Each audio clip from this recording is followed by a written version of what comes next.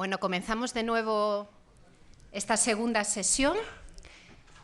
Tenemos mucha suerte de tratar este tema, yo creo que es un tema muy importante, el de la reproducción humana asistida. Hace unos segundos me comentaba una presidenta de una asociación Provida que cuando tenía que incorporar una nueva voluntaria, dice, las cosas en general las tienen claras, pero oye, en el tema de la reproducción humana asistida siempre pinchan. Otra pincelada.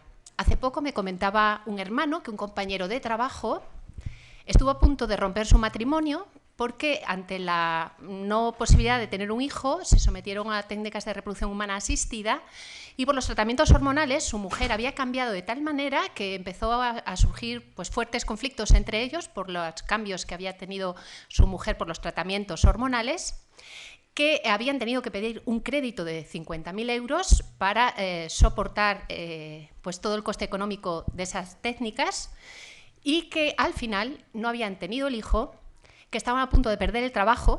Ese era el momento en que mi hermano les había hablado de estos temas y que estaban con la inquietud de cómo iban a hacer frente a ese crédito. Con lo cual, también otra pincelada, nos encontramos con muchas personas que terminan justificando esta situación porque tienen en su entorno familiar, de conocidos allegados, pues personas que ya han sido sometidas a estas técnicas y que las terminan justificando por temas subjetivos más que por temas objetivos. Hoy tenemos para hablarnos de este tema y que yo creo que es muy importante para hablar de lo que son precisamente los efectos secundarios y las cuestiones éticas, a Julio Tudela Cuenca. Me ha pedido ser muy breve, solo decirles que es un gran especialista en el campo de la bioética, es farmacéutico académicamente, de formación y también de profesión, y muy ligado a la docencia también y a la investigación en los últimos años a nivel profesional. Hace poco había estado en Santander, de donde yo estoy trabajando, y una compañera me contó toda una charla que él había dado sobre otro tema y digo, pues muy buen docente tiene que ser este señor para que esta persona me refleje con tanto detalle todo lo que él ha contado. Con lo cual, no solo tenemos un buen docente investigador, sino un buen comunicador de lo que es estos temas que tienen que ver con la bioética. No entro ya en el detalle, pero yo creo que lo tienen en la página web y le damos la palabra. Muchas gracias, Julio. Muchas gracias a ti. Aquí, por lo visto, todo se sabe, porque a uno lo espían por todos los lados. Me gustaría, me quedo aquí. Voy a ser bueno porque a mí me gusta pasearme, pero a ver si hago un Sabina. Hacer un Sabina es si hago un Sabina y la liamos. Así que me voy a quedar aquí. Me habéis puesto aquí el burladero. Bien, tengo muchas cosas que decir, perdonadme. Yo como Benigno, lo siento muchísimo, vengo de Valencia corriendo porque he tenido toda la mañana de clases y mañana sábado toda la mañana tengo de clases, así que no puedo hacer otra cosa, tengo que coger el último ave y al cuarto me tengo que ir. Vamos a meternos en harina rápidamente. Lo primero que os quiero mostrar es este estudio que se acaba de publicar, 17 de enero 2020, está calentito. Este estudio es muy preocupante. De los 5 países europeos que han entrado en este estudio, solo en España hay una mayoría que defiende que la ciencia y la tecnología no deben responder ante normas éticas. ¡Viva España! Esto en España, de los países europeos analizados. Tenemos un problema de falta de formación y de conciencia ética, muy grave. Fijaros, solo os pongo esta diapositiva de este estudio que habla porque tiene que ver con la presentación de hoy, la investigación con embriones humanos de unos pocos días para obtener beneficios médicos. No es más que un conjunto de células, es la primera opción, que es la mayoritaria en la mayoría de los países. Primero, Reino Unido, segundo, España. La opción mayoritaria es que un embrión humano no es más que un aglomerado de células, no tiene estructura individual ni personal, ni se le puede decir que sea un individuo de la especie humana para nada. Esto es lo que piensa la mayoría de los españoles. Tenemos un problema. Por eso, estos follones y estas confusiones cuando hablamos de aspectos éticos de la reproducción asistida. Porque andan en juego los embriones humanos. ¿Cómo decir que un embrión humano es un aglomerado de células? ¿Cómo se puede decir hoy con la evidencia científica que tenemos? Hay muchísimas evidencias científicas, una de ellas muy importante, esta, no hecha precisamente en una universidad provida, porque esto está hecho en la Universidad Rockefeller, que no son especialmente provida, pero sin embargo, ellos mismos publican un trabajo diciendo, en un embrión preimplantatorio, esta representación informática, pero es una representación informática que muestra una realidad biológica, en un embrión preimplantatorio, es decir, de menos de 14 días, ya están perfectamente diferenciadas las células, estas células verdes que darán lugar al feto y las células de núcleo morado que darán lugar a la placenta. La diferenciación, el programa del desarrollo del embrión empieza a funcionar de manera programada, ordenada e ininterrumpida desde la propia fecundación. Hoy nadie duda que un embrión humano es un individuo de la especie humana desde el momento de la fecundación en el mundo científico. Otra cosa es lo que decía mi querido amigo Benigno en otros campos, ¿no?, donde reina la ignorancia, pero la evidencia científica. Y esto es muy importante, porque de aquí nacen los principales problemas éticos de las técnicas de reproducción asistida. Cuando hablamos de técnicas de reproducción asistida, rápidamente me veo obligado a haceros una supersíntesis. Primero, problemas médicos en los niños nacidos. Esto hay muchos trabajos publicados que lo constatan. Podemos decir que hay unanimidad en cuanto a la valoración de los trabajos que se publican.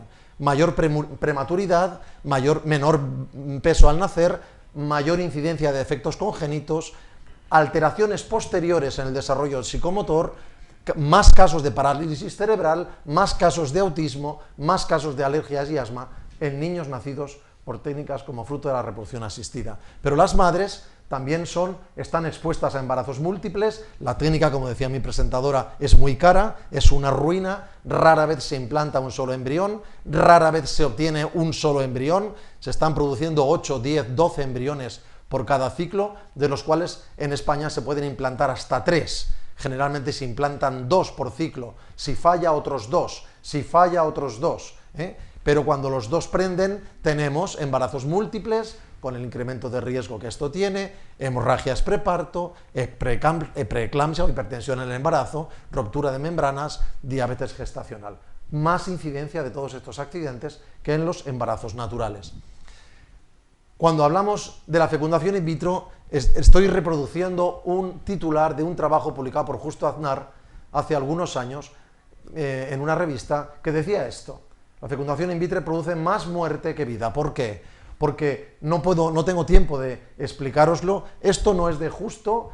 Justo recoge los datos de un artículo publicado en el año 2009 en Fertility Sterility, que no es tampoco una revista que se distinga por su militancia pro vida, pero esta revista publica un artículo sobre reproducción asistida, sobre fecundación in vitro, en el cual, resumiendo, si contabilizamos los embriones que se pierden en las mujeres que han podido tener, después de los ciclos de reproducción asistida, finalmente han podido tener un hijo, más los embriones que se pierden en las mujeres que después de someterte, como el caso que nos contabas, a varios ciclos de reproducción asistida, finalmente no han podido tener un hijo, la cifra total desde que se comenzó, publicado este artículo en 2009, desde que se comenzó a utilizar la fecundación in vitro en el año 78, podemos hablar de unos 120 millones de embriones perdidos como consecuencia de la utilización de las técnicas de fecundación in vitro. 120 millones de embriones perdidos. Una de las también flecos que aparecen con la posibilidad de manipular un embrión en el laboratorio, cosa que se inaugura en el año 78 con el nacimiento de Louise Brown, la primera bebé probeta. Hasta entonces no era posible manipular, tener un embrión en una placa Petri. Desde ese momento podemos hacer cosas con ese embrión fuera del cuerpo de la madre. Una de las cosas que podemos hacer con estos embriones fuera del cuerpo de la madre es hacerles un diagnóstico genético. Antes de inocular o no el embrión en el útero de su madre, podemos estudiar si tiene algún problema genético. ¿Para qué? ¿Para curarlo? No.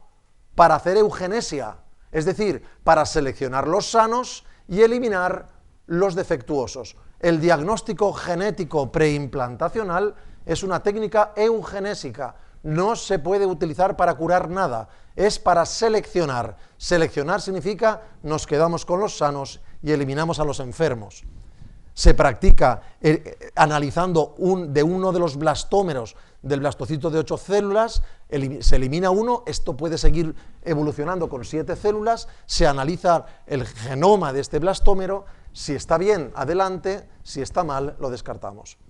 Esto está provocando problemas muy serios recientemente, no sé si Nicolás os hablará de esto más adelante, pero a medida que perfeccionamos las técnicas de diagnóstico genético, al principio las técnicas de diagnóstico genético solo encontraban cromosomopatías, cromosomas anormales, cromosomas múltiples, ausencia de brazos, malformaciones. Estos son errores genéticos de bulto, grandes, pero estamos mejorando mucho las técnicas de diagnóstico, hasta casi el nivel genómico de los propios genes.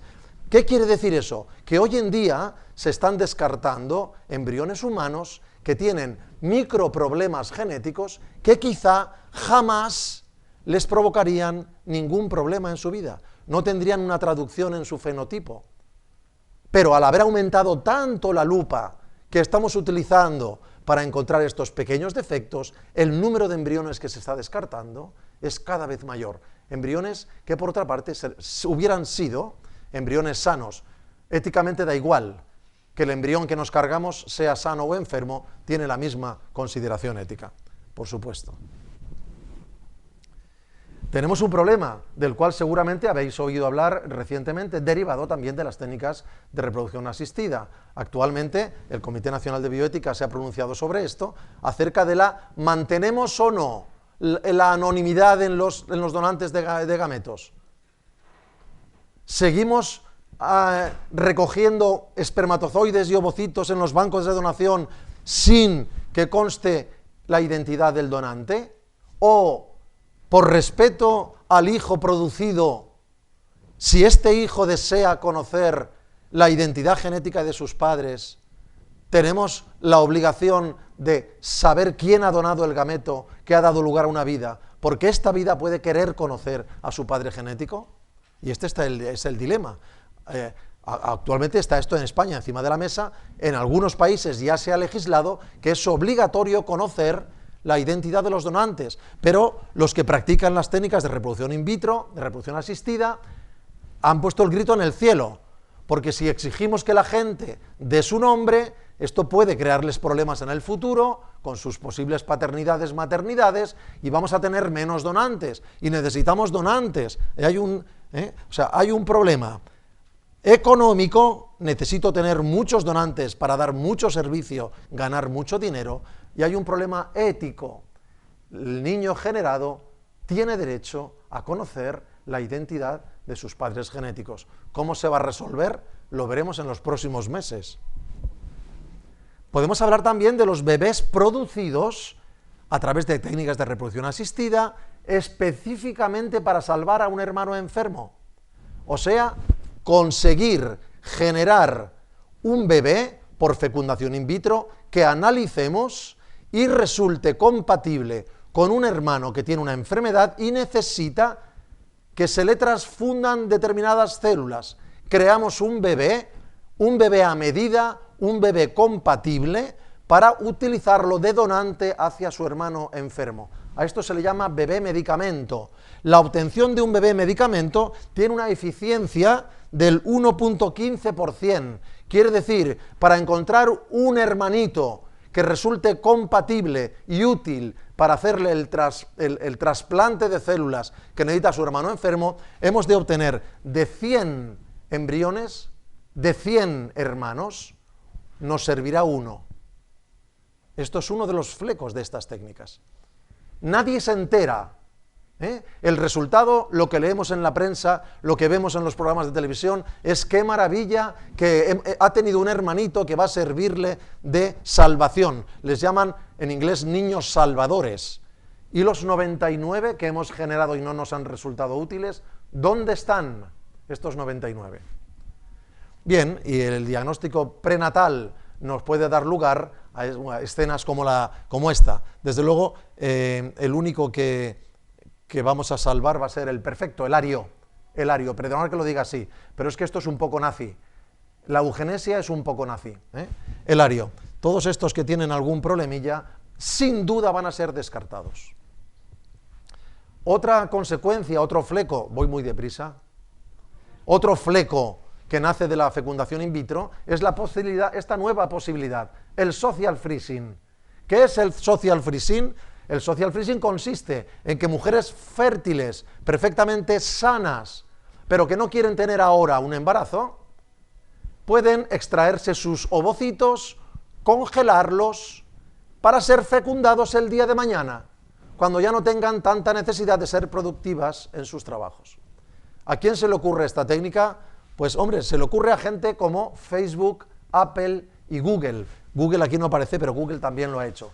Facebook y Apple les propone a sus ejecutivas agresivas. Les dice, si ahora queréis congelaros los ovocitos y queréis ser madres a los 40, la empresa, que es muy buena y os quiere mucho, os paga, os financia el proceso.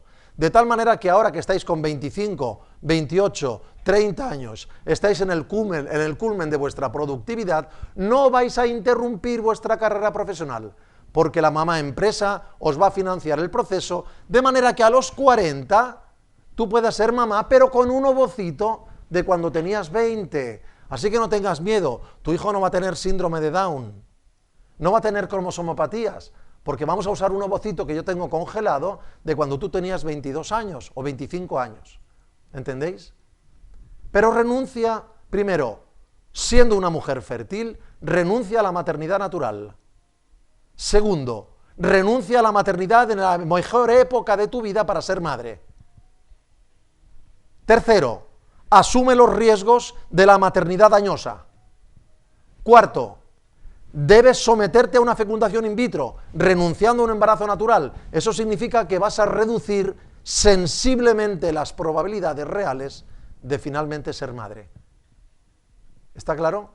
Y quinto, que no sé cómo lo han resuelto, ¿qué pasa si una de estas mujeres se quedase embarazada después de haber congelado sus ovocitos?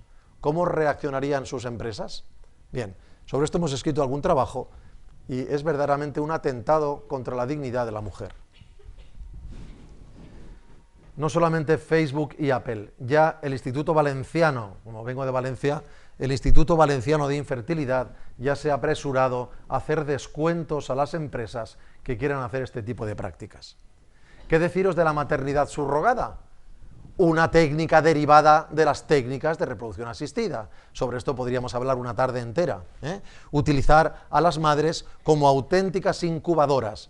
Hay algún vídeo por ahí circulando sobre centros en India que se dedican a controlar a las mujeres indias que cobran por gestar a los hijos de las parejas occidentales.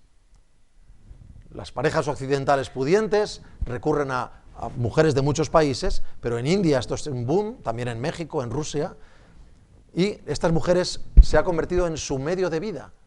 Cobran con un embarazo mucho más de lo que cobrarían en varios años durante su vida. Estas mujeres son recluidas en centros donde son controladas, donde no se les permite vivir con sus familias, viven aparte y tienen que hacer exactamente lo que se les dice, y cuando dan a luz se desentienden absolutamente de ellas. Es decir, hay vídeos muy sangrientos que van mostrando la realidad de lo que hay detrás de la gestación subrogada. Desde luego, es una auténtica instrumentalización de la mujer y de su hijo. Hemos publicado también un trabajo desde el Observatorio de Bioética en nuestra universidad, analizando la veracidad de los datos que dan las clínicas de reproducción asistida. ¿Dicen la verdad en sus publicidades? Cuando uno va a una clínica de reproducción asistida a preguntar, las probabilidades de éxito que le cuentan al cliente son las reales.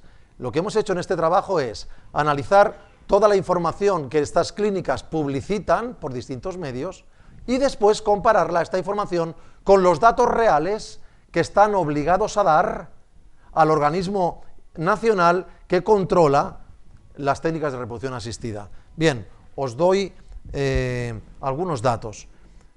Los datos ofrecidos por las 169 clínicas que hemos analizado es que los datos que ofrecen en su página web es casi el 50% mayor, o sea, inflan sus datos de éxito en un 50% si los comparamos con los datos reales que tienen que reportar justificadamente a los organismos reguladores. En algunos casos, este incremento, este inflado es un 100%, 16 de las, o sea, el doble, que si a una mujer le dicen tienes un 60% de probabilidades de quedarte embarazada y que tu hijo nazca, en realidad las probabilidades serían del 30%. El 16 de estas clínicas estudiadas han llegado a afirmar en sus páginas web que garantizan la consecución de un embarazo en el 100% de los casos. Esto está publicitado en sus páginas web. Impresionante. Además, un dato muy interesante. Una de las clínicas valencianas, una clínica muy famosa, dice, yo he oído a uno de los médicos que lidera esta clínica, y yo le he oído unas declaraciones que dice lo siguiente: no solo le aseguramos a usted que va a ser madre como usted desea, sino que le garantizamos que va a ser madre de un hijo sano. ¿Qué hay detrás de estas palabras? Pura eugenesia. Esta mujer va a tener 10, 12, 15, 25 hijos que en estado embrionario van a ser seleccionados para asegurarse el éxito de la técnica. Esto se esconde detrás de todo esto. Bien, diréis, bueno, este señor es que como viene de una universidad católica, pues claro, es que nos cuenta esta historia, ¿eh? Pero fijaros este artículo que es muy interesante. El 23 de julio se publica este artículo en la revista Nature, no es la Universidad Católica ni el CEU San Pablo, la revista Nature, conmemorando el 40 aniversario del nacimiento de Louise Brown, la primera niña nacida como fruto de las técnicas de fecundación in vitro, la primera reproducción asistida. La reproducción asistida, dice el artículo de Nature, no ha dejado de generar controversia en estas 4 décadas. Miles de embriones descartados, elección de sexo. Sabemos que, por ejemplo, en España está prohibida, pero sabemos que se está haciendo en muchos países. Como podemos hacer diagnóstico genético, igual que yo puedo escoger al genéticamente más sano, también puedo escoger al genéticamente masculino o al genéticamente femenino. Bebés de diseño, que es lo que os he dicho de los bebés medicamentos. Tanques repletos de embriones congelados con un futuro incierto. Mujeres añosas de 60 años que deciden ser madres. Gestaciones subrogadas. Investigación con embriones. Esto lo dice Nature. Paralelamente con este artículo, un director de una clínica americana, norteamericana, estadounidense, de reproducción asistida, publicaba un editorial en una revista que decía lo siguiente: señores, tenemos que sentarnos y ver qué hacemos. Yo no puedo seguir almacenando embriones en mis bancos de crioconservación. No me caben más embriones. No sabemos qué hacer con esto. Tenemos que sentarnos y ver cómo resolvemos. Los propios que están practicando estas técnicas. Bien, hay otras técnicas de reproducción asistida, de reproducción artificial, que no son la fecundación in vitro. Y voy a darlos como un plumazo. La clonación. ¿Pero se están clonando seres humanos? Por supuesto que sí. No al nacimiento. No se está practicando clonación reproductiva. Tiempo al tiempo. ¿Verdad, Nicolás? Tiempo al tiempo. Los chinos dicen que ya pueden hacerlo. No lo sé. Tiempo al tiempo. Está prohibida en todo el mundo la clonación reproductiva. O sea, está prohibido que nazca un ser humano fruto de una clonación. Pero os garantizo que se están clonando muchos embriones humanos en investigación biomédica. Se están clonando seres humanos para trabajar con ellos en el laboratorio. No me da tiempo de explicaros la clonación, pero la clonación es una reproducción que no es sexual. En la clonación lo que cogemos es el ovocito de la mujer, le quitamos su núcleo, que es haploide, que tiene la mitad de los cromosomas de un individuo adulto, y lo sustituimos por el núcleo de una célula adulta de un individuo. Aquello se activa para que empiece a dividirse y tenemos algo muy parecido a un embrión, con los cromosomas de un adulto, los del donante, que además va a resultar cuasi idéntico genéticamente al donante. Cuasi. porque hay algo en este ovocito que son sus mitocondrias, que no son las del donante, menos de un 2% del DNA. El 98% del DNA de este embrión clonado es idéntico al del donante. Se está investigando mucho con esto, ¿sabéis para qué? Para obtener embriones clones que sirvan de material de repuesto para personas enfermas. Si yo puedo obtener un embrión clon tuyo, extraer de él células troncales, células madre, cultivarlas y utilizarlas para inoculártelas y curarte algunas enfermedades, es como crear seres humanos de repuesto de los que extraer material celular para curarnos. Aquí tenéis, os lo digo porque parece que cuando hablamos de clonación hablamos de ciencia ficción. Hay una empresa, Boya Life, en China, en la cual su presidente dice, dispone de la tecnología necesaria. Yo no me lo creo. La clonación humana al nacimiento es muy compleja, pero atentos, porque no sé si la tengo aquí, sí, atentos. Hace 10 años, no sé si Nicolás estará de acuerdo conmigo, hace 5 años pensábamos que se podrían clonar mamíferos, pero que clonar homínidos o clonar primates era muy complejo. A medida que la especie se va haciendo más compleja, la clonación es más difícil. Bueno, pues que sepáis que ya hay monos corriendo por ahí y clonados. Primates próximos a la especie humana que ya han sido clonados, han nacido y andan corriendo por ahí, macacos. Bien. Otras técnicas asociadas a la reproducción asistida pueden ser el reemplazo mitocondrial, una técnica que consiste en sustituir las mitocondrias dañadas, mejor dicho, sustituir el ovocito de la mujer que tenga mitocondrias dañadas, que son origen de enfermedades muy graves, las enfermedades mitocondriales, y mezclar dos ovocitos para lograr que entre los dos hacer uno que pueda dar lugar a un niño libre de la enfermedad mitocondrial. Bien, aquí no estamos hablando de matar embriones, aquí no estamos hablando tampoco de clonar nada, aunque es una transferencia mitocondrial, se parece a una clonación, pero hay un problema técnico.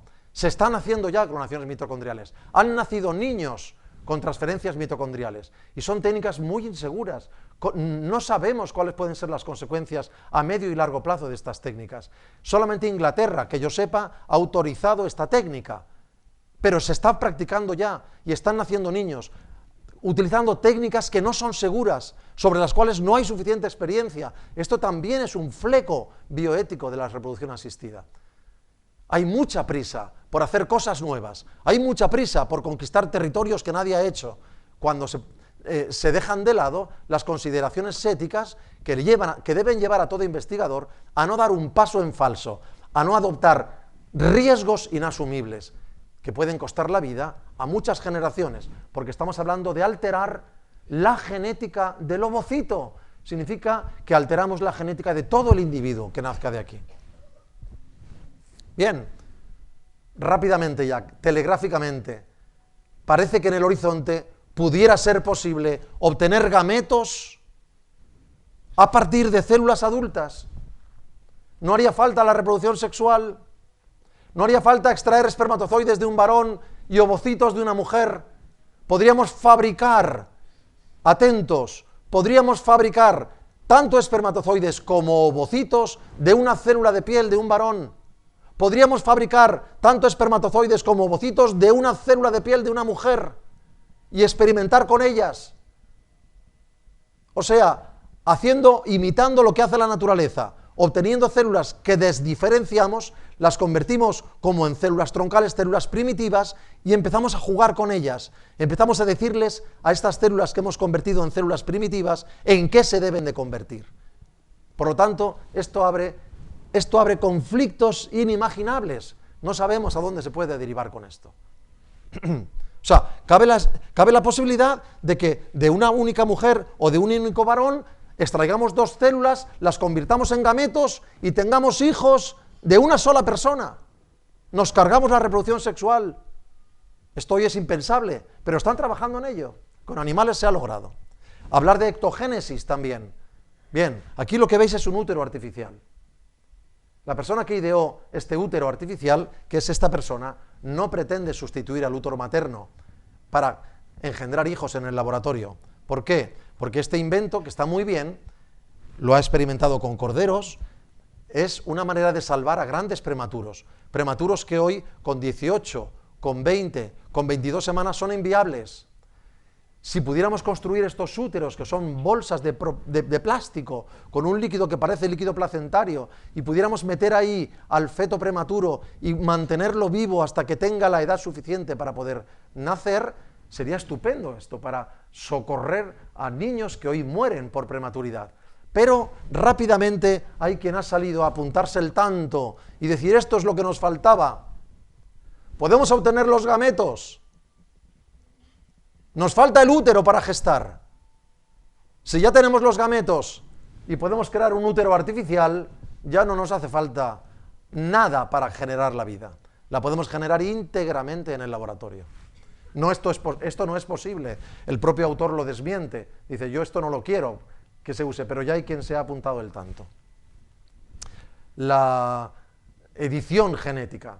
La edición genética, creo que Nicolás habla mañana de esto, ¿verdad? Así que yo lo pongo aquí, pero lo paso, ¿eh? La edición genética, cada vez somos más capaces, con menos herramientas y con menos dinero, de modificar el genoma de las personas. Esto está muy bien cuando lo podemos hacer para curar, pero es muy peligroso cuando no lo controlamos, porque podemos modificar el genoma humano y las consecuencias son absolutamente impredecibles. Ya hay artículos publicados donde se han corregido mutaciones de genes patógenos en embriones humanos. Hoy está prohibida la manipulación genética de los cigotos, de las células, de los embriones en sus primeros estadios, porque cuando manipulamos los genes de un embrión temprano, estamos manipulando todas sus células, toda su persona. Por eso hay una moratoria. No se permite hacer esto. Sin embargo, un chino aventajado ya lo hizo, fue el año pasado o el otro. No me acuerdo el año, si fue el pasado o el otro. Ya se tomó la libertad de hacerlo.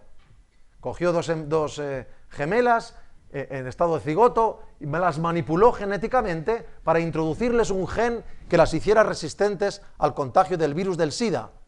Dice que lo ha hecho. Yo no he visto a las gemelas, yo creo que no las ha visto nadie, ni ha podido publicarlo en ningún sitio, porque lo mandó a varias revistas, le dijeron que esto iba en contra de la ética, no se lo podían publicar, y al final contó su experimento en una rueda de prensa. Hoy está suspendido, creo que está detenido, y los chinos lo tienen encerrado no sé dónde. Pero ya se ha hecho. Si se puede hacer, se hará. Y para terminar y no dejaros mal gusto de boca, porque parece que digo, que viene el lobo, ¿eh? No. La vida vencerá, de Juan Pablo II. La vida vencerá. Esta es para nosotros una esperanza segura. Sí, la vida vencerá, puesto que la verdad, el bien, la alegría y el verdadero progreso están de parte de la vida. Y de parte de la vida está también Dios, que ama la vida y la da con generosidad. Yo creo que es un buen epílogo para seguir defendiendo, como decía Benigno, la verdad en medio de un tiempo de confusión. Muchas gracias.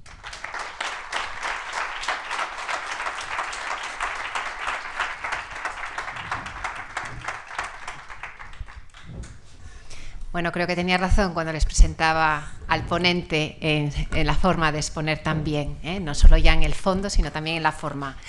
Un último aviso, ahora vamos a tener unas pinceladas de vida, como tienen anunciado en el programa, y señalar también como aviso que ante la petición de algunas personas, mañana sábado se va a celebrar una misa a las 9:15 en la capilla del Colegio Mayor, que es en la calle perpendicular a esta, en la calle Isaac Peral 58, para todos aquellos que lo deseen.